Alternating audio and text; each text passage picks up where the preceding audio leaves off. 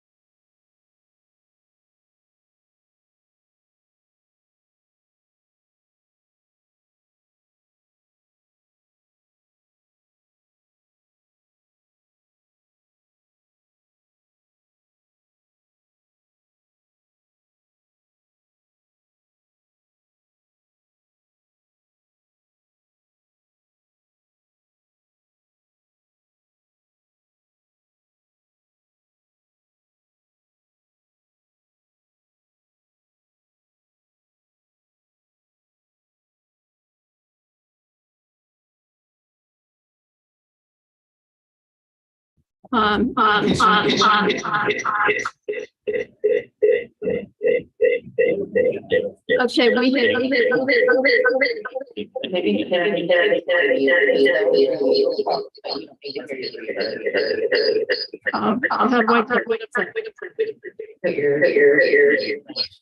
Are already a minute. oh, you only use the mic?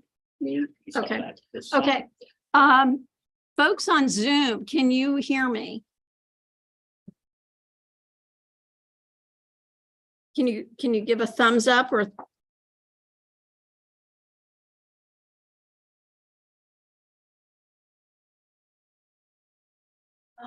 Can we turn off the mic? Turn it up. Turn it off. I'll turn Because I don't know, I'm getting feedback. it. Okay, I think it's off now. Okay. I think it's right. So, folks on Zoom, can you hear me? Okay. Hey, folks on Zoom, can you hear me?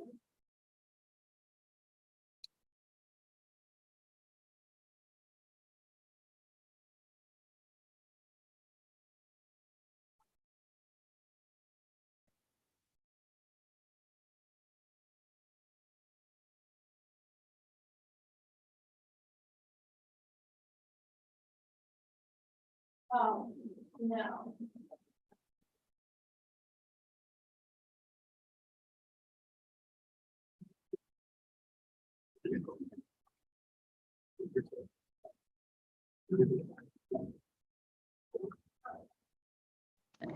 Meeting is now streaming. Folks on Zoom, can you hear me?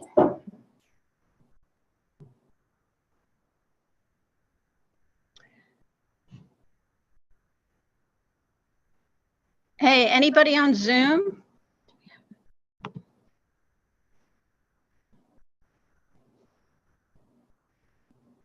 Maybe I can go on Zoom and check it.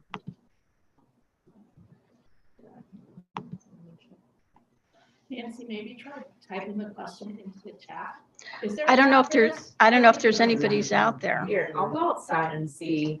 Recording in progress. I don't know myself. Hold on. Here, you can test it now. Anybody on Zoom? Can you hear me? You can hear it. You can hear it, it's working. Okay, but I don't think we have any participants. Oh, maybe there's just nobody there.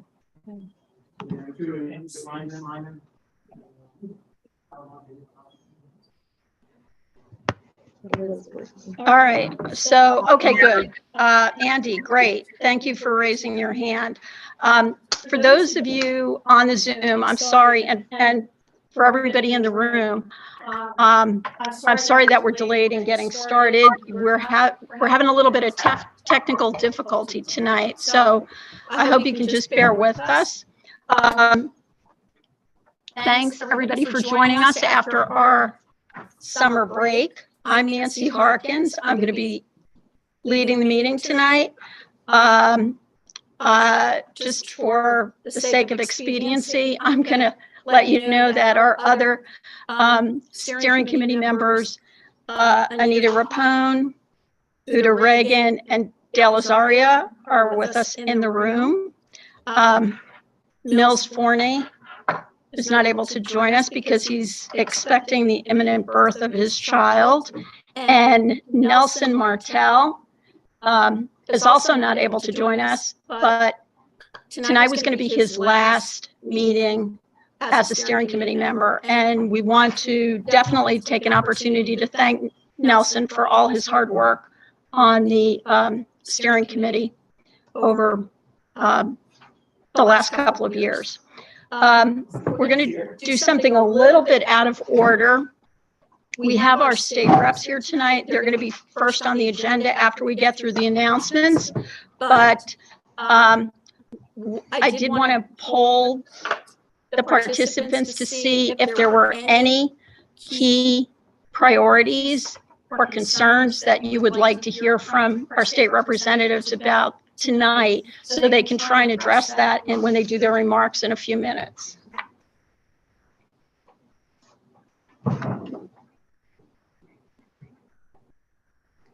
Any? On any topic? For the state representatives, yeah. Yeah, well, right now, Hey, pull the microphones. oh, sure. Yeah, right now, the certain members of the legislature and Department of Public Service and others are reviewing the renewable energy standard. Would you be so kind and introduce yourself? Sure. Hi, I'm Pike Porter. I live up on South Prospect Street. There's a legislative working group now that's reviewing the renewable energy standard. And if and when this comes before you, I'd like to have you consider that, like our neighboring states, Massachusetts and New York, we need to come up with a system, a plan for 100% carbon-free electricity in the state. New York has a plan to accomplish that within the next 10 years. Massachusetts is working on it. There's no reason why Vermont shouldn't be able to.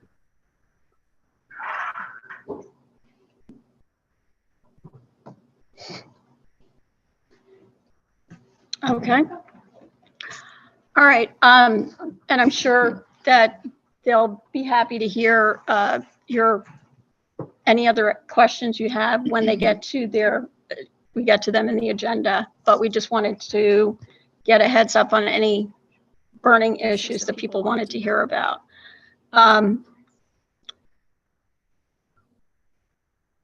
The other announcement I wanted to make is we had talked about this in the spring, that the NPAs were working together on a community outreach, basically a comic. It's like a brochure or a poster, and that has been finalized. We don't have hard copies of it tonight or a digital copy, but we will have that at our next meeting. So the purpose of that is really to make everyone, raise awareness about the MPAs in general in Burlington, and encourage people to attend the meetings and participate. Are there any other announcements?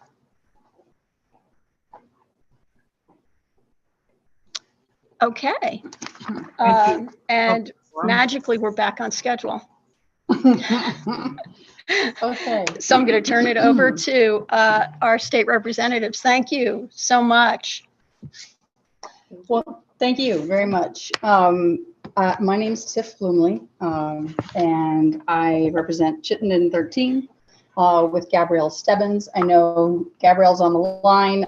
I was going to be on the line because my kid is leaving for college tomorrow and we're having a family dinner. So with your permission, well, I'm actually not going to seek your permission. I am going to leave to go and have dinner with them, but I wanted to be here since Zoom wasn't really working. And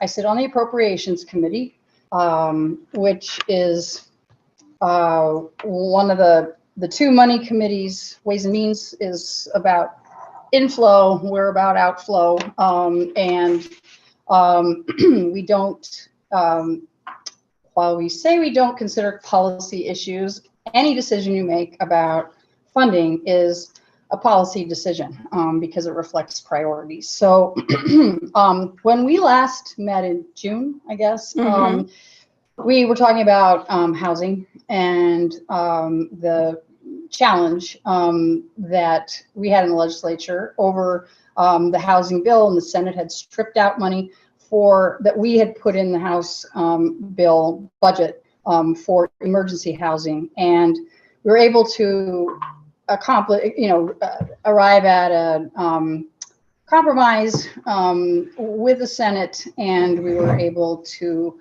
then override the governor's veto of the budget, which then enabled us to activate all the money that could address the emergency housing issue. We also had $25 million in surplus this year that we were able to commit to emergency housing. And we've expanded the eligibility of those who can be served by the emergency housing program. And then finally, one of the requirements that we passed in the amendment to the budget was that we have that the Agency of Human Services, or the governor put in a plan for well before April 1st about how we're going to address this particular housing issue. There are a number of people in the House working on that issue now. I'm working with a small committee that is trying to develop the guts of a bill that would relate to housing for consideration by the caucus, and any housing bill was going to have there are going to have probably 3 different housing bills. One related to zoning and making zoning for housing easier in places where it's not. Secondly, we're going to have to appropriate money to provide services for supportive housing, because many of the folks who are unhoused right now need mental health, substance use, or services, or they are disabled and need assistance to address their safety in living. In the budget, we put in $99 million to raise the rates for people or agencies that are billing Medicaid for services that they provide to folks. And that was an investment in the workforce, essentially, which, I mean, you've heard a lot about probably the ways in which the workforce has been dramatically reduced by salaries that are, and I think working conditions. We put in $20 million to expand opioid treatment, plus another $8 million of an initial additional investment to support mobile crisis units that would address both mental health and substance use issues as they arise. We are working on, as I said, a housing bill, and it has involved about 5 of us in a number of conversations with people all over the state.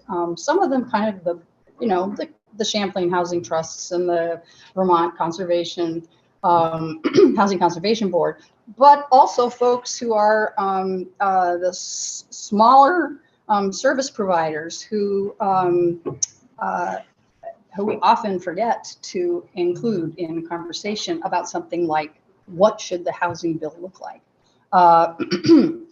And yes. Yeah. Are you also addressing the short-term rental issue on the state level? Well, it is possible that the housing bill will include something like that. Because I know you were working on it like yes. 2 or 3 years. Yes, it's a very, I think probably for about a decade. But over the last 3 years in particular, as that has become a larger share of the rental market. And I think that any housing bill is really going to be 3 different bills, one related to zoning, one related to services, and the other related to building infrastructure. Here are the challenges that I see right now. And AHS has lost key members of its staff who are housing experts who have been running the programs. And for whom I have a great deal of respect. That is going to be a big challenge if we're expecting AHS to come up with a solution to the housing crisis. And the emergency housing, that piece of the issue. And I think that many state agencies are really stretched beyond their capacity to address what is a growing number of people who are, I mean, it's been in the paper, the folks who have been waiting on us for 6 hours on the phone to get somebody on the line so they can recertify that, yes, I live here, this is my income, and get another 28 days. So at any rate, I think the flood has compounded the issue in all the ways that we can imagine. I think it's going to be very important. This is my plea to the public, that we hold the governor accountable. This is not just a legislative. We cannot solve this problem. We work 4.5 months of the year. I mean, we are paid to work 4.5 months in session, and we have a whole lot of things to do during that session. The administration has a responsibility for executing the work that it has pledged to do, or that we have asked it to do through legislation. And so when that 6-hour waiting period that people are experiencing, that's a problem. And we can bring it to light, and we can hold the governor's feet to the fire as best we can through our various committees, but that is not, anyway. So I think that these are issues to watch, and as we develop caucus priorities, and as our ideas about housing legislation, et cetera, evolve, we'll be communicating with you through Front Porch Forum. There hasn't been enough to really report to you in the last couple of months since the veto session.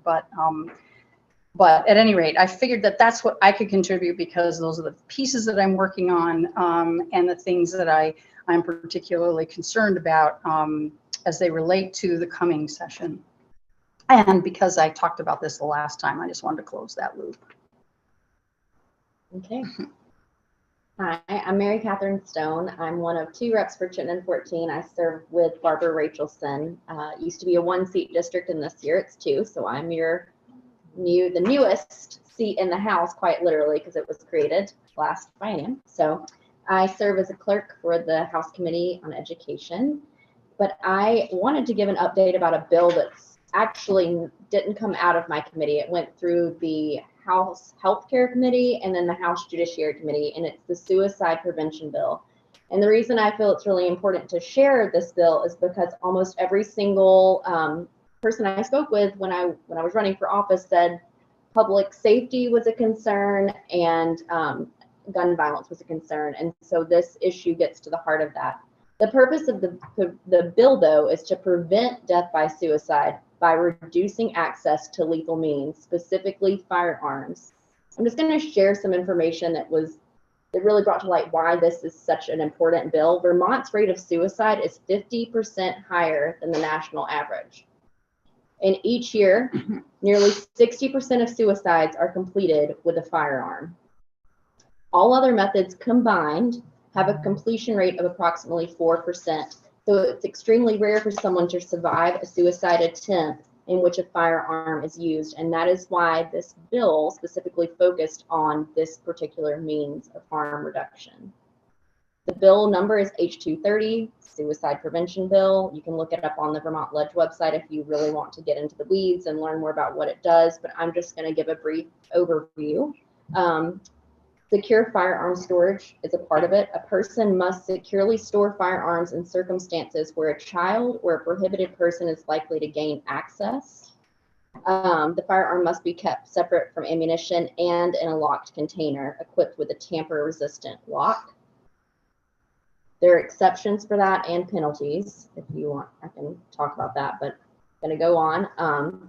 Secure firearm storage sign requirements at any licensed dealer location where firearms are sold or transferred. A sign containing the information on the secure firearm storage I just talked about must be displayed and posted. Petition for Extreme Risk Protection Order, ERPO, ERPO. An extreme risk protection order is a civil order that would temporarily prohibit an individual who poses a danger to injure themselves or others from purchasing, possessing, or receiving any dangerous weapon, including firearms. Under the current law, or the old law, only a state's attorney or the Office of the Attorney General could issue an ERPO. And so you can guess that oftentimes that took a lot of time for that to happen. So H230 allows a family or a household member to initiate that process for obtaining an ERPO by directly petitioning the court for an order. And then last but not least, it puts forward a 72-hour waiting period for firearms transfers. It adds a requirement that a person shall not transfer a firearm to another person until 72 hours after the licensed dealer is provided with an NICS transfer identification number. I wanted to share a message that I received just this week that was sent to a member of the House Judiciary Committee about how important this bill is that just passed this year. This message says, hey, the 3-day waiting period you worked on just kept a guy in the midst of a mental health crisis from purchasing a firearm yesterday. His wife took the firearms that he had and locked them up. He tried to buy another but got frustrated with the waiting period. He went home and started trying to build one. He posted that on Facebook, and the VSP are using that combined with a variety of unhinged behaviors to issue an extreme risk protection order and get him banned from any further legal purchases. Good work. So pretty powerful that this bill is already saving people's lives. So I wanted to share about that. And then Gabrielle sent me a message to remind you, in the House Committee of Education where I serve, we talked about school construction, PCB testing. There's a school construction task force that is meeting this summer to look at that topic, school construction. But while we were digging into that issue of PCBs and school construction, we were able to secure $16 million for Burlington High School. So that was a huge win. The work is not done. There's a task force talking about it as we sit here and live and breathe. But a win for us, for Burlington, is we secured $16 million and everyone on the committee, Republican, Democrat, rural, did not matter. We got the money. And so that was a really huge win. Yes. And Mary Catherine worked really, really hard on that. So thank you. So those are my updates. And then there's Gabrielle. And there's Gabrielle, who I don't know how she'll be speaking to us, but she's on Zoom. Can you hear me?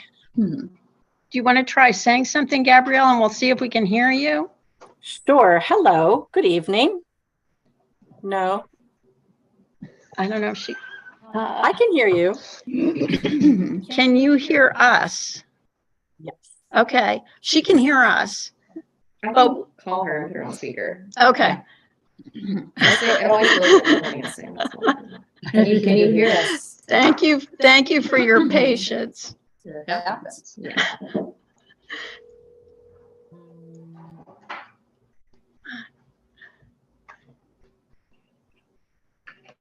Can you hear me? Yes. Okay. Yes. Very counterintuitive because my screen is saying you're muted, and I know I'm not. So thank you for inviting us. Gabrielle Stebbins, ask a question. We have to have your mic. Chittenden 13. And I'm going to touch briefly. I'm a clerk of the House Environment and Energy Committee. I'm also co-chair of the Climate Solutions Caucus. And so I'm pretty deeply involved in the budget and sort of all things related to environment, climate, workforce, related to, trades, that sort of thing. I'll touch really briefly at 717, so I'll touch very briefly on the things that we did accomplish last year and some of the things that I'm expecting us to work on this coming year. We were able to match 9.8 million in state match so that we could harness infrastructure investment and jobs money from the federal level for drinking water and clean water state revolving funds. Another 8 million was set aside for brownfields. Here we've had so much cyanobacteria this year, and we have brownfields redevelopment discussions occurring. So not necessarily that those funds will come here directly yet, because obviously it goes through the state budget and then filters through that process, but opportunities there, hopefully, for Burlington. We passed, not actually yet, clean heat standard, but the Affordable Heat Act, which over the next year and a half is going through the design and the regulatory process and all of the review and analysis that is needed to basically require any businesses, Vermont Gas, any fuel deliver companies to offer other services to customers if they want to use them. It's similar to what we have right now in our electric industry. All of our utilities have to participate in something called a renewable portfolio standard. And this is similar to that in the sense that it's a market competition-based policy that requires all these companies to actually do these actions. And if they don't, then they pay a penalty. We were able to also pass a biodiversity bill, which is pretty huge when you think about climate change and what that means, and with some of the folks who might be moving here from other places that have fires or droughts or whatnot. Looking forward, we're definitely looking at a variety of climate resilience and mitigation issues. Burlington was spared with the flooding. But that is not to say that we probably will not see, I mean, really, we will most certainly see more storms, and they will be more frequent and they will be more extreme. So how do we prepare for that? How do we pay for that? How do we make sure we have the governance in place for that, so that if we have a 201 phone number that you can call if you lose power or whatnot, or you're completely flooded out, and it's volunteer run, maybe that works for all but the 2 days of the year that it's needed. So looking at governance, how do we prepare for these events that are only going to occur more frequently and be more extreme? And then lastly, specifically the infrastructure side of things. How do we identify where there are challenges, wastewater treatment plants, water purification plants, where are there perhaps community resilience hubs in case an area does lose power for a number of days because of a storm. Where can Vermonters go to be safe, to have access to clean water, power? So those are some of the conversations that we're having to prepare for January. We're also likely to see a discussion about what our renewable energy standard should look like. We first passed the renewable energy standard in 2015, and it hasn't been modified since then. So there's currently a working group to discuss that and look into it. It includes utilities, various stakeholders, environmental nonprofits, a slew of industry members to try and look at what did we do in 2015, what's working, what's not. So expecting to see some discussion of that in January. And also Act 250, the housing bill that Tiff mentioned, S100, which got some press this summer, the homes bill, that also came through my committee as well as some of the other committees. And that conversation, relates very much to how do we want to plan, how do we want to develop, how do we want Vermont to look 10, 20, 30, 40, 50 years from now when we're already facing housing shortages. But we also know that we have this very clear balancing act between working with our natural resources and our landscape so that, we aren't as impacted with floods or with ice storms. And what is that balance between humans and our natural resources? So expecting a lot of discussion on that Act 250 side of things as well. And I could go on and on because we passed a lot of bills, but that's a little bit of a looking back and looking forward. Thank you. Could you one more time tell who that was? Gabrielle Stebbins. Okay. It's District 8. Yeah. Clerk of the House Energy and Environment Committee. And chair of the largest caucus in the State House, the Climate Caucus. Yes. So Stephen Hamlin, I have two unrelated questions. Number one, on the 72-hour bill on the guns. What do we have for enforcement? I don't know if you've ever been to a gun show, but more guns walk out of a gun show than you can ever imagine. And how is there enforcement in this? Let's see.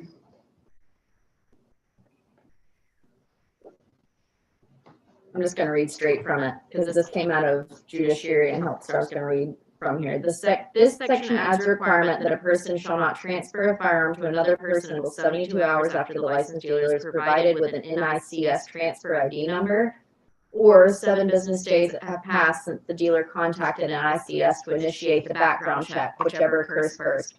This new requirement does not apply to firearms transfers at a gun show, but the gun show exception shall be repealed effective July 1, 2024. Between now and July 1, 2024, the Judiciary Committee will consider a bill that would establish a method to determine that a person already owns a firearm owner ID. The committee will also consider whether a person who has such proof of firearm ownership and can pass a background check should be subject to the 72-hour waiting period. So it sounds like their heads are where your head is at, and they're working on it in July 1, 2024. Basically, where they can do whatever. Things will The change. second question is very quick. The governor just released $10 million in ARPA funds for infrastructure. Is that money that the Fed just decided to give us, or is it something that you stole from someplace else?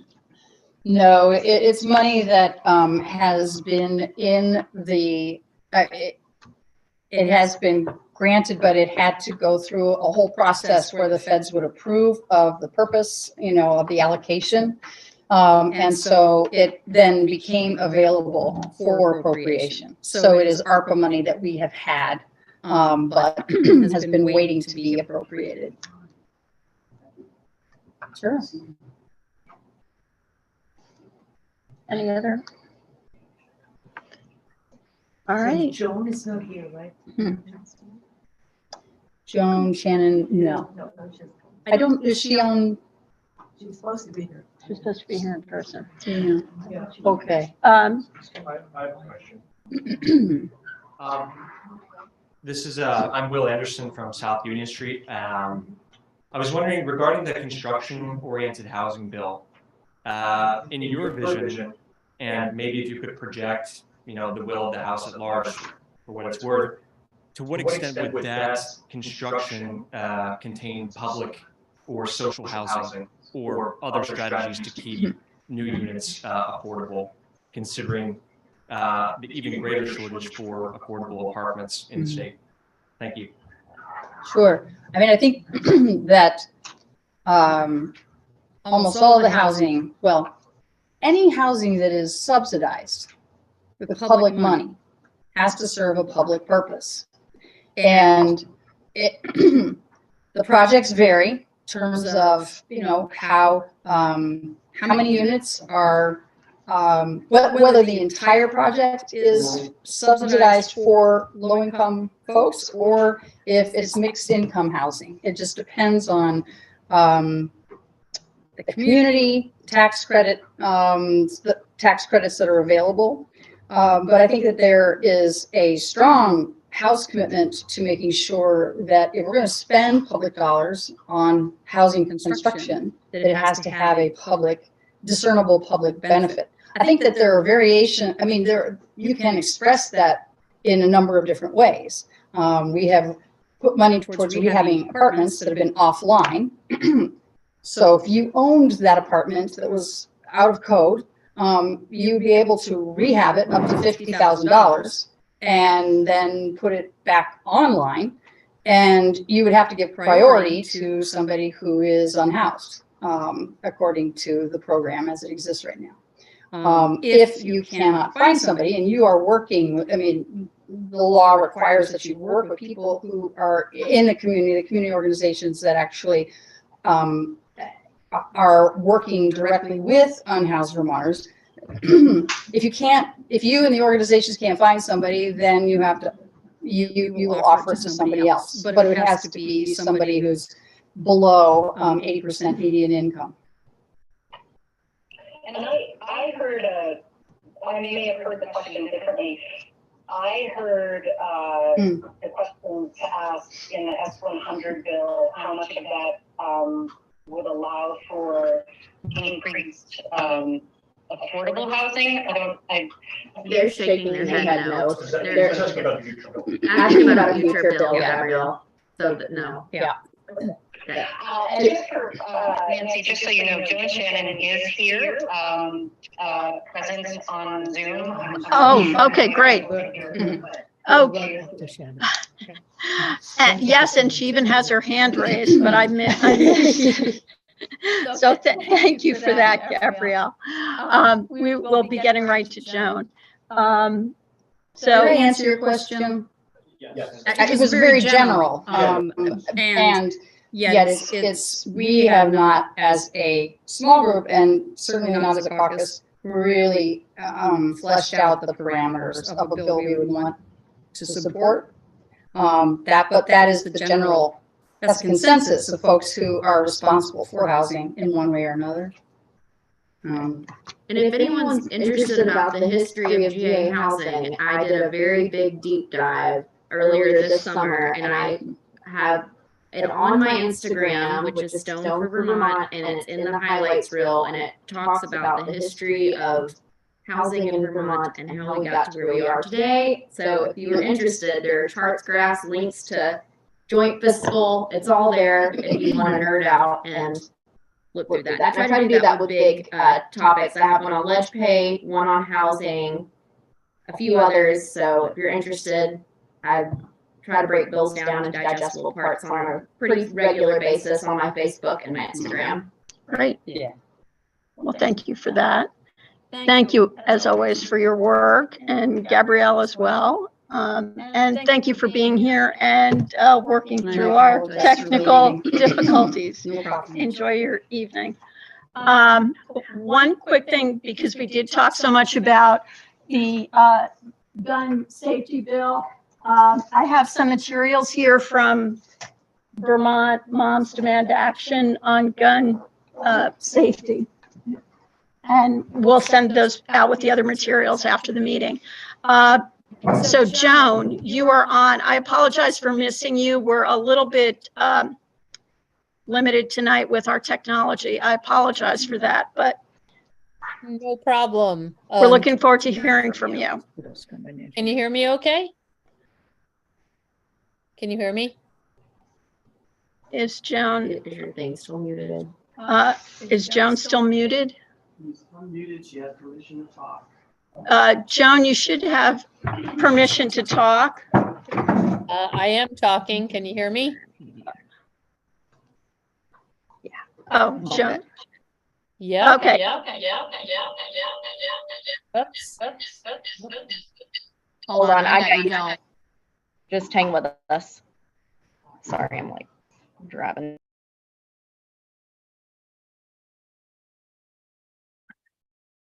She can't see us.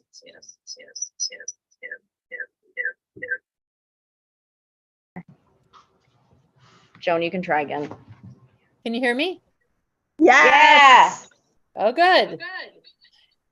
I apologize. I was planning on being there with you, but I am home here with a dog in hospice who needs some tending to. You had asked you had asked me to present on I think general city council, but had a couple areas of interest as well. One was Memorial Auditorium. I don't have really much of an update on that. We had there was a bond put forward and it had trying to think of the numbers. It was we had quite a bit of money in that bond for Memorial Auditorium, but that bond did not pass. We passed the second bond that really had a minimum of money for Memorial, really just for stabilization, and that's where we are now. We did pass some money to fence Memorial so that no passersby would get hit with bricks, etc. But that's kind of the extent on Memorial at the moment, awaiting a new plan.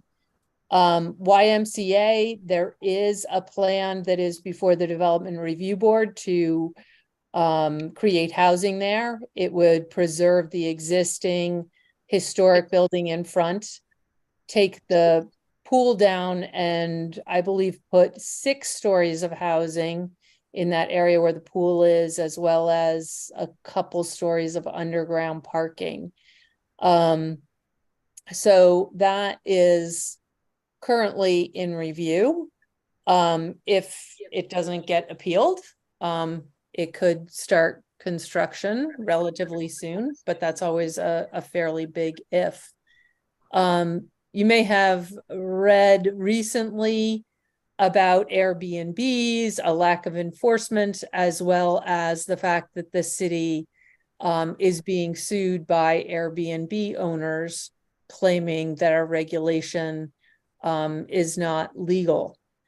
So I am not really sure. One of the reasons that there hasn't been enforcement of the Airbnb regulation is that there was a grace period to allow people to become compliant, because we didn't want to create a situation where, you know, people had booked somebody for their wedding sometime in advance, and then because of changed regulations, they can no longer service that person. So we really gave people a pretty long lead on enforcement. Then once enforcement starts happening, everybody is allowed to rent their place for 14 days. And it's only when you exceed that that you start running into this regulatory requirement. So it's just as both of those things are kind of coming to an end that we now have this challenge from the Airbnb owners, which I don't know that that means that we won't enforce the regulation. I think there are a lot of questions at the moment. What the lawsuit, according to what I read, what the lawsuit entails is saying that because we have always regulated bed and breakfasts. They were a specific use in our zoning code, and you had to meet specific criteria. We stopped enforcing that ordinance for several years while we created something new. It wasn't that we couldn't enforce it, we just didn't. So while we were creating something new, we moved it, the new thing that was adopted, moved it from zoning into the housing code. And so the bed and breakfast owners are saying, this is simply housing, and you cannot tell us how long our lease can be. That's the argument as I understand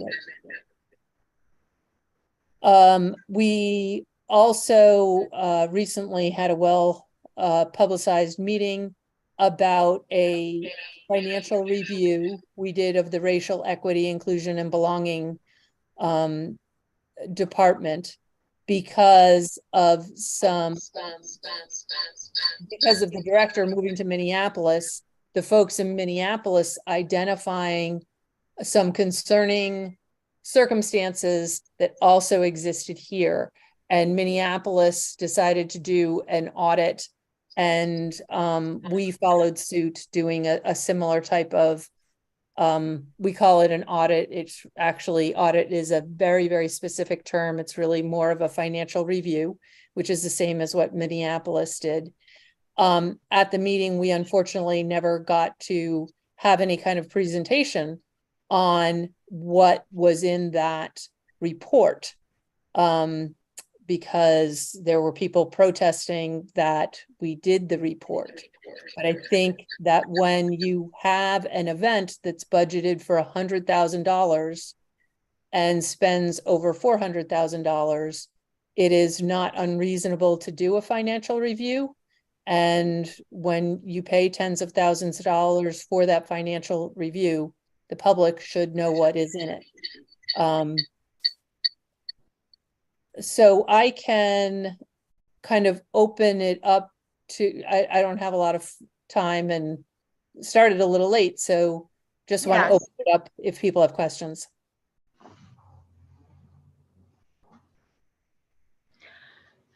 I'm not seeing any questions. Yeah, I have some questions.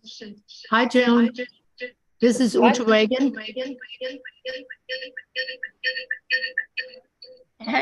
Sorry, Joan, we've got some static. That's echoing. better. Echoing.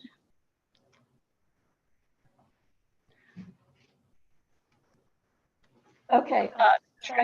So the last information that I was familiar with is that a journalist had no problem finding these people with short-term rentals that were doing all these things under the moon, and yet the city, with having hired somebody to do that, couldn't find them.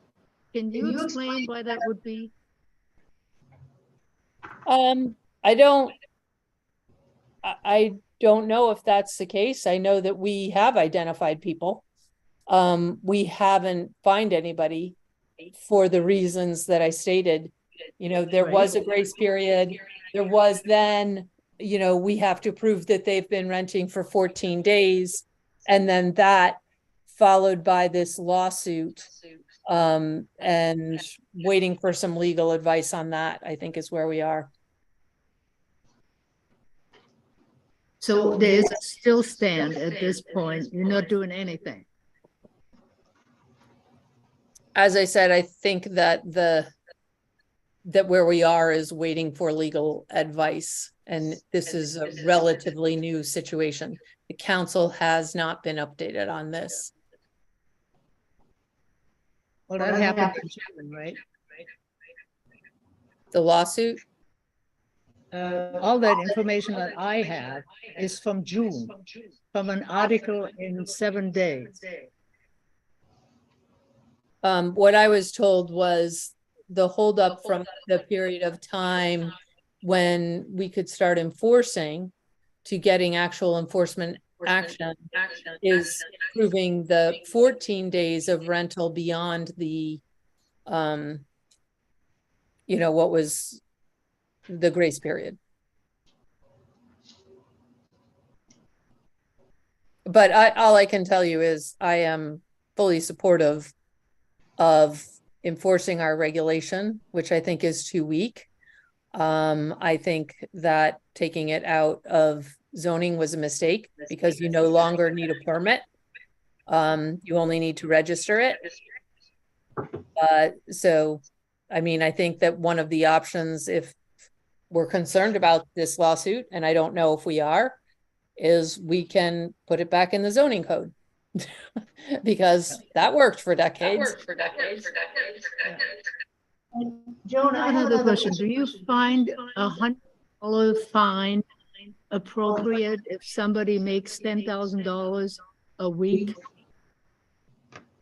The $100, the fines are usually per day. So the fines, I often find the fines $600. The fines are often, it depends. Sometimes the fines can be adequate when you have this daily rate that accumulates. Sometimes they're not, but they're set in statute by the state usually. Yeah. So you're considering bringing it back into the ordinance. Is that what I'm understanding? The state limits us on what we can fine. Yeah. Thank you. You're welcome. Any other questions for Joan? Joan, thank you. I'll just add one other quick thing that I just came from. Public safety, I think, is a very big concern for most constituents at this point. There was just a public safety meeting, and Councillor Paul, who represents all of Ward 6, had brought forward a resolution to the Public Safety Committee meeting, and right before the meeting, a new resolution was posted that the original resolution was really declaring a public safety emergency, and that got changed into a public health emergency. For myself, I think that a lot of the strength of the original resolution has been taken away and refocused on what is genuinely a public health emergency and has been declared so as far back as Peter Schummelin's State of the State address. I'm not sure the year, but pre-pandemic as I judge time. So that's kind of been our situation for a while, but what is of increasing concern to our community is public safety. And so there's going to be further discussion in the Public Safety Committee about what actions we'll be taking. And it's my hope that, I'm not saying that we have to take a hardline approach on people suffering from substance use disorder, but I do think that we need to have an expectation in our community regarding behavior and to assure our community's safety, which I think a lot of people feel is currently very much in jeopardy, as well as the security of people's property and, you know, retail theft. These have real consequences on people's lives. Car theft and bike theft affect our neighbors' ability to get to work. So I'd say keep an eye out for what's coming there. Thank you, Great. Joan. Thank you. Thank you very much. And I appreciate your flexibility with us tonight. Well, I'm sorry I'm not there with you. Shouldn't be, it's hot here. Okay. All right. So next we have our update on from Public Works. Yeah, Bobby is here. Okay, should I just take the mic? Yeah. Okay. Hi, I'm Ravi. I am a transportation planner with the Department of Public Works. Uta invited me here to talk about the Shelburne Street roundabout. My scope in Public Works is pretty limited, so I'll do my best to answer all your questions. So I'll first talk about the roundabout, where we are with evaluation and monitoring. And then I'll talk a little bit about some of the planning projects that we're thinking about, and then address any questions that you might have. So we've done, so I think all of you are familiar with our monitoring and evaluation plan. I think that that's been discussed at the previous meetings. Regardless, I can do a brief overview of it.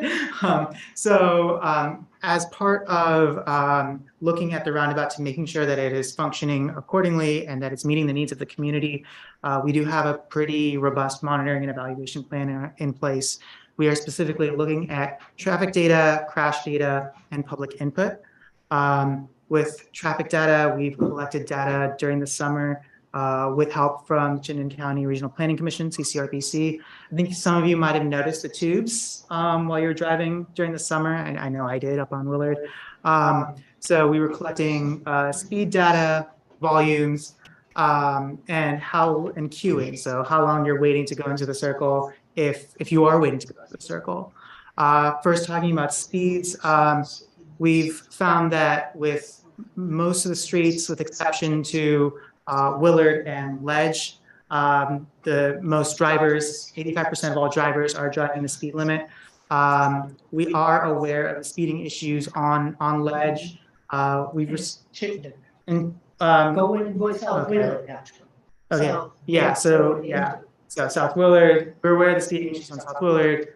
We're especially aware of the issues on Ledge and Locust. We've received requests for traffic calming for both streets. So our engineering team is looking into evaluating those. Our traffic calming list is quite lengthy, and so it takes some time for our engineering team to go through it and then go back into the community and to figure out some strategies and designs to improve the streets. But we're hoping to tackle it one by one as quickly as possible. Right now, I think we're at like 25 requests for traffic calming, and we have a very methodical step of responding to each request one by one, going into the street, measuring the speeds, measuring the traffic data, measuring truck volume data, and then coming back to the community and working with them to work on strategies to lower speeds if it meets our thresholds per our traffic calming manual. So that's what's coming up next with Ledge and for Locust at least, is going through that rigorous process and working with all of you to see what can be done about the speeding. But yes. Are you monitoring the sound difference at all? So indirectly. So we are looking at high truck volumes. So we're looking at how many heavy truck volumes. So we're looking at how many heavy trucks are going through the street, if any, and whether that meets our thresholds or not. Because that's usually the sounds, right? It's the heavy trucks. Motorcycles, they start, what I experience is seeing people start on Shelburne Street. They start beeping there, and they kept on beeping, and so they go around, and this turn going south is more straight than all the rest. So then they go through and they can't wait to go really fast, and they beep the whole time. I mean, just sort of warning people, I'm coming, I gotta go through. And When you say beeping, what do you mean? the horn. Oh, they're beeping beeping the horn because they want to have everybody out of their way and keep on going. So people approach it with different speeds, and some people are more afraid. So there's some people that think you have to stop, and they aren't looking, they don't have their. Can you use the microphone? Oh, sorry. I just wanted to know, how are you documenting and reviewing the volume change from before to now? Did you have any way of putting a baseline down? Yeah, typically we don't actually look at sounds and noises within the roadways. I mean, that essentially falls into like other camps, like with sometimes with permitting and inspections, or with zoning, or with like land use itself, looking at what are the noise impacts of ongoing uses, nearby uses, things like that. We're mainly looking at like safety in the sense of speeds, bicyclists and pedestrians, whether they're able to access the road, and making sure pedestrian crossings are safer, not necessarily the sound itself. It's too bad, because I think that's an important part of living in this residential section. Mm-hmm. And living practically right on it, it's gotten noisier. Mm-hmm. Because people. Is it more than it used to be? Yes, I lived there 38 years. Well, I do too. I mean, Well, you're not living as close as I am to hear people beeping going in and out. no. And even being really impatient with somebody who is being cautious. Even the different age levels of people going through, I know I don't drive as fast as I used to. So those people out there are my age when they're going through fast and going up Ledge Road and going down south on Route 7, it's the same thing. Oh, I've got to run around that. So I just would like to say that you should consider the sound, because that's a residential. Yeah. Duly noted. Yeah, we'll take a look at that. Thanks. Yeah, so where was I? So talking about traffic data. So yeah, I was in charge of the AV. I had like a whole slide deck, but that's okay. With speed data with Willard, we recorded 85% of all drivers going at 35 miles per hour on that approach. At Ledge, it was 31. At Locust, it was 25. On the north side of Shelburne, north that approach, it was 31, and then coming in, that was actually under 25.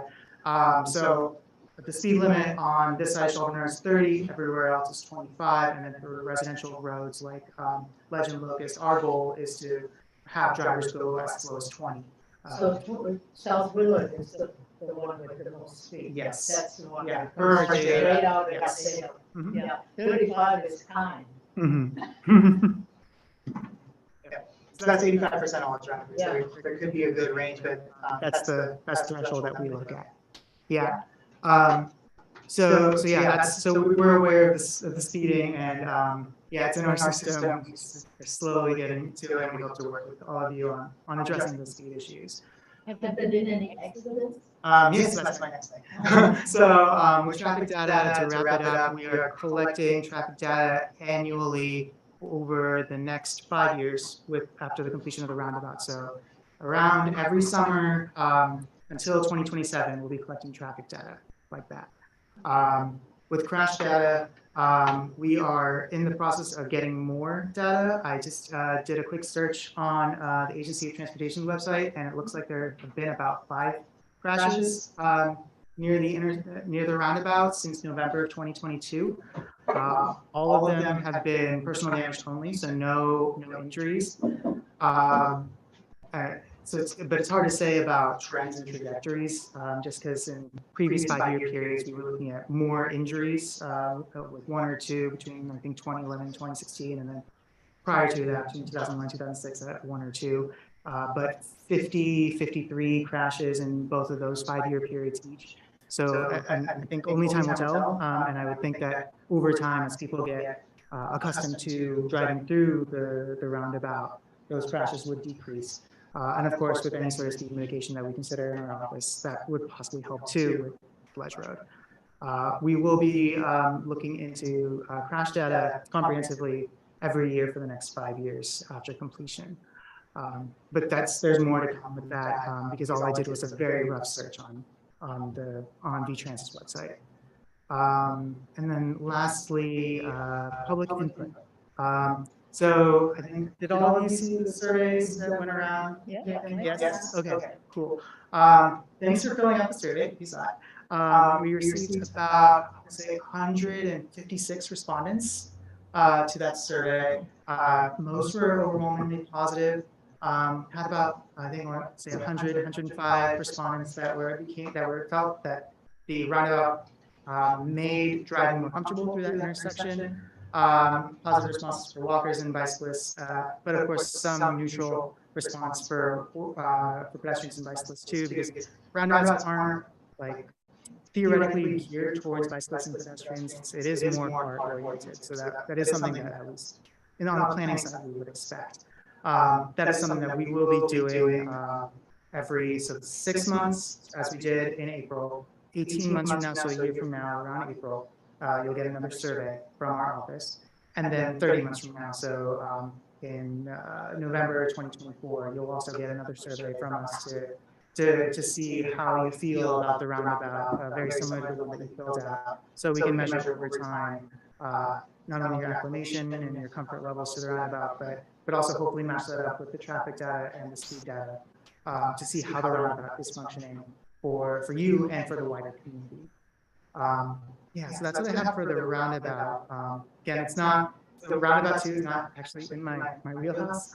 It's been, it's something that I've actually talked him into it. Yeah, it's something that actually has been educated by my engineering colleagues. So if you want to know more information about the roundabout, I'll try to answer some of your questions, but if you want to know more, definitely reach out to Public Works Engineer Olivia Doris. She's one of the project managers for the Shelton Street Roundabout project. What I noticed the most is there are no more lines. Yes. Traffic does just flow. I mean, maybe 1 or 2 or 3 cars, but not 10 all the way up to. Yeah. Yeah. So that's really positive. Yeah, and in our data too, the delays were pretty low in our records when we measured it over the summer. Like, I think the most that I saw was like a 12-car queue in under 1 observation. That's it on the north side entering south from the St. Paul approach. Other than that, it ranged between 3 and 6 for maximum observations. For the most part, traffic was going pretty smoothly into the roundabout based on our data that we collected over the summer. Yeah, I think take a break here. Do you have any questions about the roundabout before I move on to any other subjects? No, we know what you did. You did a good job. Thank you. Thanks. Again, we'll keep you updated over the coming years about the roundabout's performance too. Other projects that at least the planning division is doing right now. I think some of you might have heard about the Battery Street study that we are doing. We're looking at Battery Street comprehensively to see how it could work better for everyone, pretty much. We know it's a barrier for pedestrians, for bicyclists, for young, for older community members. So we're in a planning process to talk to the community, to get some like very early designs on what the street could look like. And we're still in that planning process. There is going to be a meeting, a public meeting in the coming months, either sometime next month or in November, to show some designs to the community to get some feedback. So you'll definitely hear something more about that project in the coming months. And I encourage all of you to attend. And if you can't attend, then send us an email, let us know what you think about those alternatives. Because the more information that we get from you, the better that project's going to look. And then when is the opening for the highway to the 86? Yeah. When do you have any idea when the opening is done? That's outside. So for that project, I'll have to defer to our public information officer, Rob Golding, or to the project manager, Corey Mims, about that. Yeah, I don't want to misspeak, so I'll defer to them for any questions about that. Thank you. Yeah. Yeah, so that's all that's going on, at least on the planning side. I'll open that up for questions other than that. Thank you. Ravi, thank you very much. Yeah. Okay, so our next topic, I just want to regroup because I think both of our speakers were planning on using slides, and we're not going to be able to use slides today. So what's Scott, why don't you come sit over here? So we're starting to Are they just on the computer then? We can't get them on the big screen? Yeah. No. Oh, I see. Okay. Where would you like?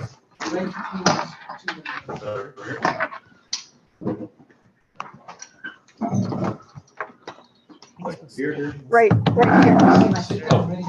Okay. No, I'll sit. That's good.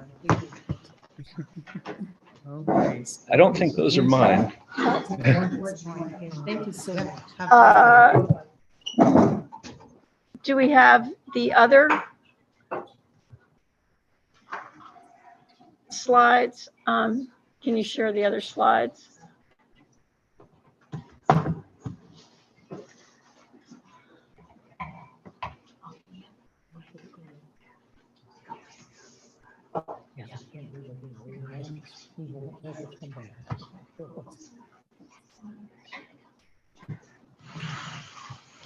Okay, thank you.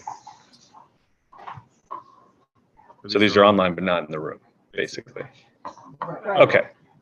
All right, well, great. Hello, everybody. I'm Darren Springer, Burlington Electric Department General Manager, joined by my colleague Jen Green, who's our Sustainability Director.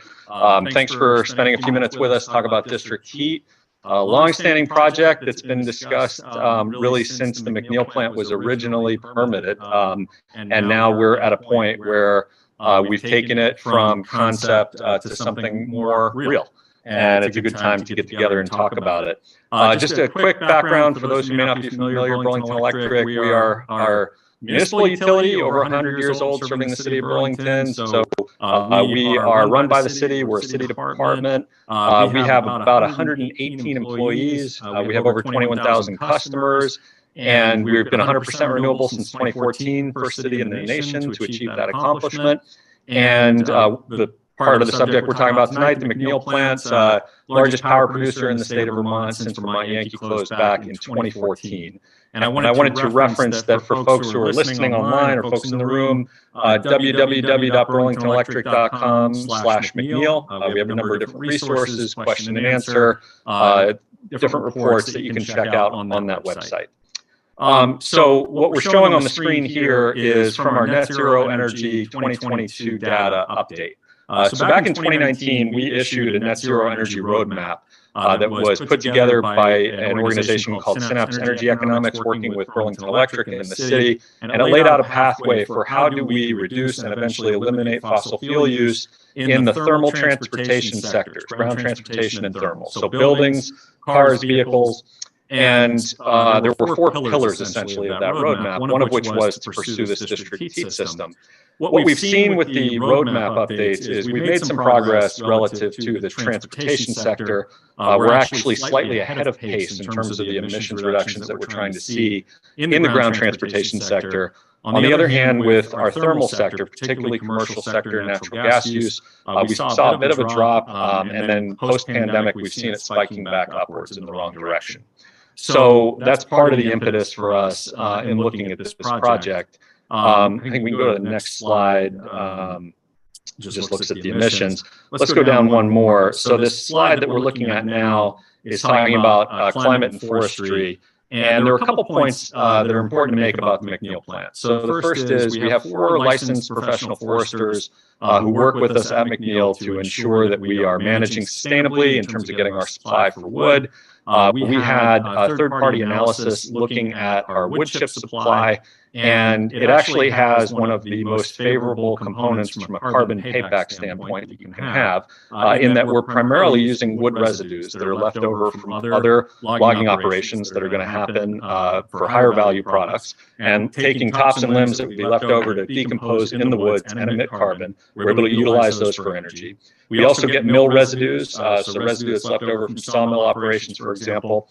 1.6% of our fuel in 2022 comes from the waste wood yard, so clean, untreated wood that would otherwise potentially go to landfill. We're able to recapture and use for energy at McNeil. Less than 0.5%, 0.3% from roundwood, which is essentially low-value wood that was utilized that's not otherwise saleable. And the only reason we keep any of it on site is things like mud season. We have inability potentially to get into the woods and get fuel supply, so we keep it on site for fuel security. I live in the New North End. When I was driving down, McNeil was running. I checked out my ISO New England app that shows what the prices were while it was running today. We're at $130 a megawatt hour. Typical prices are closer to $30 a megawatt hour. So that means that it's running and helping to offset what would be higher cost fuel for Burlington. And the marginal fuel, the fuel that would be used if McNeil wasn't running, was natural gas, which is true 92 to 98% of the time that McNeil's running. The marginal fuel is natural gas. In terms of the way that we talk about McNeil and emissions is important. It's all about life cycle emissions. If you talk about emissions at the stack and compare that to fossil fuel, you're missing a big part of the story. When we look at life cycle emissions, looking at the upstream emissions from all different types of fuels, but also looking at the downstream carbon sequestration as we regrow trees, that's how you get an accurate accounting, an apples to apples accounting with McNeil and emissions. And one of the things that I just want to say is there are various analyses. I've got some citations in the PowerPoint slides, one of which is from the National Renewable Energy Lab for the Department of Energy, that looked at a harmonization of 3,000 different life cycle studies and came up with median emissions values for different types of fuels. I believe, slide's a little small for me to see, but I believe it was in grams per kilowatt hour, grams of CO2 equivalent per kilowatt hour. And if my memory serves, biomass was around 52, a median. Natural gas and coal were up in the hundreds. I think coal may have even been over 1,000 in terms of grams per kilowatt hour. Oil was around 840. So if we look at fossil fuels on a life cycle compared to McNeil, McNeil has a better emissions profile. The forestry component also gives us a better emissions profile, even studies that are not particularly favorable towards biomass, because biomass can be done all different ways. One of which was the Manomet study in Massachusetts said very clearly that if you're using the type of wood we use, the tops and limbs, the residues, biomass electric is favorable from a carbon payback standpoint compared to natural gas, compared to other fossil fuels. So there's different ways to look at it. You can also look at the land use. We have data that shows that in the lands where we harvest, they've added over 24 million tons of net CO2 between 2007 and 2020. So they're regrowing trees, they're adding CO2. That's if you look at it in the land use sector, they're sequestering more carbon on a net basis. We're here to talk about district energy, though. So that's just a primer on McNeil a little bit. But district energy is not about whether or not McNeil is a good idea per se. It's about whether or not we want to improve McNeil, improve its efficiency, utilize waste heat and thermal renewable energy from McNeil to help offset natural gas use in the city. So I've got a map here on the slides when you have a chance to look at it that shows the route basically from the plant up to the hospital. And it also looks at the different benefits of the system. So essentially, we would reduce natural gas use by 225,000 MMBTU annually with district heat, which is equivalent to 16% of our natural gas use in the commercial sector, the sector where the emissions curve has been going in the wrong direction. That's a primary reason that we're looking at this as the single biggest step we can take for our net zero energy roadmap. Now, in terms of district heat, we did with Vermont Gas, who's been a partner on the project, third-party analysis, company called First Environment. They looked at it using what's called the GREET model, which is spelled out in the State Affordable Heat Act as the preferred model. They found an over 95% emissions reduction for McNeil-based district heat compared to natural gas, life cycle basis.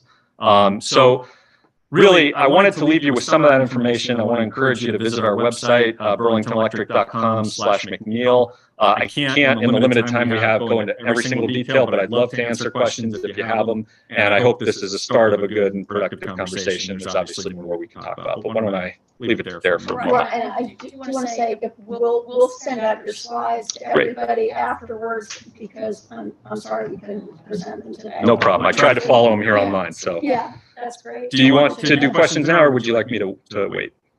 Can you explain to me, I'm just impressed how you just got all this stuff out and I'm confused.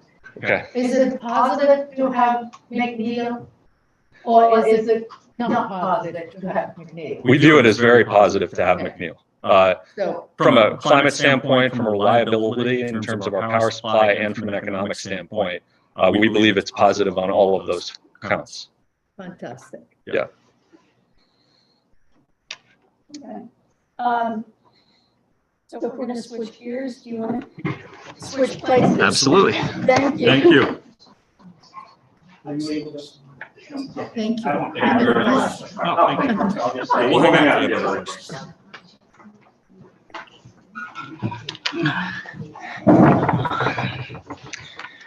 Hi, good evening. I'm Pike Ward. I'm a resident up at South Prospect Street.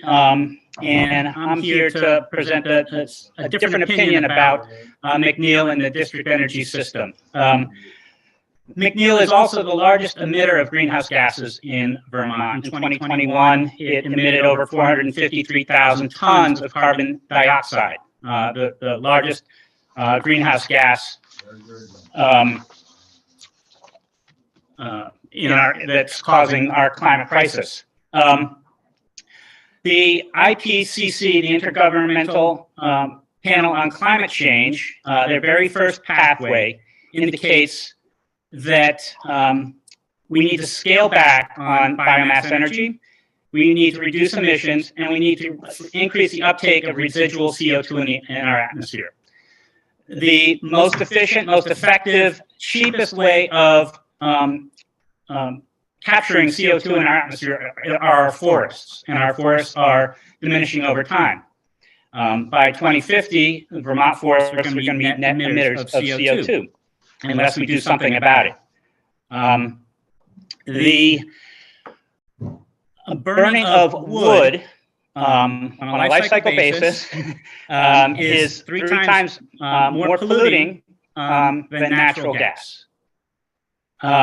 So if we are switching from a district energy system from natural gas and switching it to using more wood, and that's what the district energy would be doing, it uses some waste wood, 16% of the heat that the medical center needs will be generated from waste heat, and the rest will come from burning more wood, and that is three times more polluting than natural gas.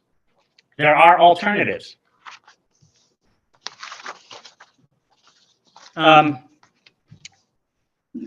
Mr. Springer suggested that I and others don't consider the life cycle analysis. That's completely untrue. The McNeil and BED considers that there are two carbon life cycles, one strictly for biogenic CO2 and one for fossil fuels, and that is not true. There's really only a single carbon life cycle, or carbon loop. Our trees absorb both the CO2 from fossil fuels and from the burning of the trees. And we have to cut down, we have to reduce all of those. So you see the fiction of this closed loop, and then the reality is that when we degrade our forests, when we cut down trees and burn them, it's a double kick in the gut, because we have a more degraded forest that can absorb less atmospheric CO2, and then we're emitting the carbon that's stored in those trees back up into the atmosphere. So Darren, Mr. Springer mentioned a couple of reports that BED commissioned. One of them is a VEIC memo. And this slide is kind of hard to see, but it, in black, you'll see the amounts of CO2 that VEIC counted. And in red, you'll see the amount of CO2 that they ignored. So an accurate life cycle analysis is going to include all atmospheric CO2. The BED life cycle analysis say we're not going to count the emissions from the stack. So in this instance, 324,328 metric tons of CO2 was not counted in this analysis. It's not counted in any of the other analyses that they do either. So when you look at the red, you'll see again that burning wood is 3 times dirtier than natural gas. The next slide shows that same information in a graph form. I'm sorry about the colors there, but the light brown, that huge amount, this is from 2021, 453,000 tons of CO2, is not counted. And then down below that little black line, that's the 16,393 tons that they do count. Of course, if you're not counting most of the emissions, anything that is going to look bad in comparison. We talk about, or BED, we hear about sustainable forestry practices, and I don't dispute that they're sustainable, that they are logging in a sustainable manner. That sustainable manner was developed in the 60s and 70s and 80s, and it hasn't been updated. It is not the type of logging we need if we are going to increase forest CO2. It doesn't help get us out of this climate crisis. Again, if we continue on the path we're on with sustainable forestry, Vermont forests are going to be net emitters in 25 years, and that's not what we're going for. This graph shows, if we look at reforestation, the difference between a 150-year-old tree and 10-year-old trees. And you would need 465 10-year-old trees to equal the amount of carbon stored in a 150-year-old tree. We heard Gabrielle Stebbins earlier talk about, very briefly, renewable portfolio standards. I just grabbed some information about 3 other renewable RPSs from different locations. Massachusetts requires a 60% or higher efficiency. Washington, D.C. requires 65%. And the Federal Clean Futures Act, introduced in 2021, requires greater than 60% on a year-round basis. Vermont District Energy is going to increase McNeil's efficiency from 26 to 29%, where by any standards, it's an inefficient, ineffective, dirty, polluting system. And expanding it, increasing it, is just going to perpetuate this. So again, I said earlier, the waste heat is only about 16% of what they need to, of all the heat that they need to heat the university. It's going to increase the amount of wood burned, and Energy Future Group analysis indicated that it's going to increase about 1 million tons of CO2 over 20 years. All our neighboring states are phasing out biomass. We're the outlier at this point in time. And we're fighting at the state level to see that that's changed as well. Bill McKibben responded to a tweet from another local Burlingtonian. Burlington Wood for electricity is a bad idea. The science has changed a lot since Burlington started doing it decades ago, and it makes sense to phase it out, not incentivize it. Now, Bill McKibben and I and others used to be biomass proponents until we started looking at the science, where the science started showing us the real harm involved in it. Just a few years ago, I thought McNeil was a great idea until I started seeing that, hey, they're not really counting all the emissions. This last slide I have is a quote from a Hawaii Supreme Court decision that shot down a almost completed biomass plant in Hawaii.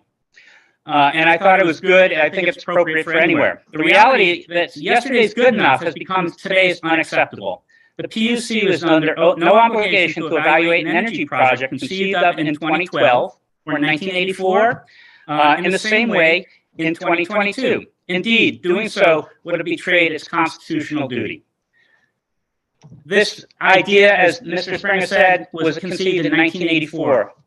We have to start thinking in the future and not think about plans that were concocted in 1984.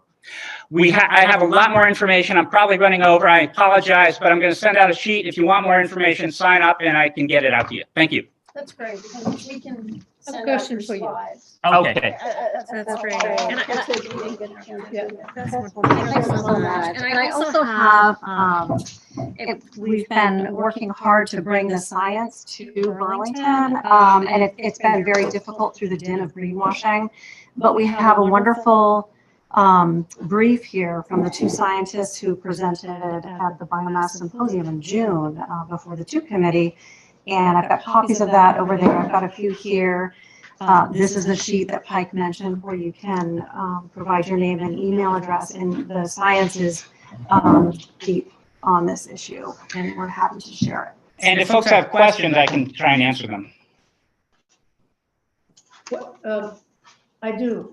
Why are you so different? And I have to say, this is all a little bit above my understanding. But I do like trees. And as I learned from this gentleman, they only use cracks off what is not the trees, but what comes off the tree. Is that correct? I have reviewed the dozens of contracts from the loggers, the whole tree chip contracts. I've compared that with the logging harvest data that Vermont provides, and I dispute that they are just using tops and limbs. And I will show anyone the contracts and the logging plans that are submitted to the Agency of Fish and Wildlife. You're welcome to provide your contact information. You can send me that. You know, we're unfortunately we're kind of running out of time, and I don't know if you want to respond to that. I'd be glad to respond. We don't provide another microphone. Oh, sorry. I just say on the question that you're asking and we're talking about, Burlington Electric does not pay an adequate value for the fuel that we procure to make it worthwhile for loggers to go into the woods and cut down whole trees, nor do we want them to for the purpose of making energy. What we provide a value for is if there is a logging operation that's happening, we come in, we work with the foresters who are doing the logging operation, we make sure there's a sustainable forestry plan in place, and we provide an additional economic value for the residue, the tops, limbs, pieces that are left over, and that helps keep working lands as working lands.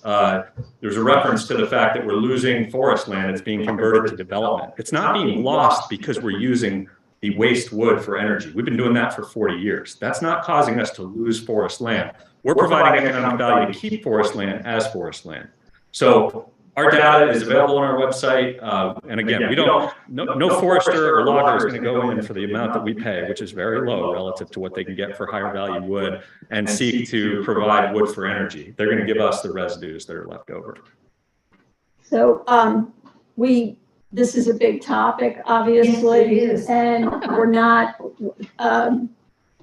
we don't have enough time to go into this at probably the depth that it requires. So I really would encourage everybody to look at these other resources. And I'm assuming we're going to have more dialogue about this going forward. Definitely. Could we share our website as well? Sure. That would be wonderful. So our web address, if you're interested in looking at the science and the data behind this issue, is stopbtvbiomass.org. Could you say that again, please? Stop. Oh, stop. btvbiomass.org. And there's also a way to sign up to receive additional information as well. Okay. Okay, great. So I want to thank everybody who hung out with us till the end and appreciate everyone's flexibility. And I want to thank Charlie and Scott for their flexibility and supporting us tonight. So with that, we're going to adjourn for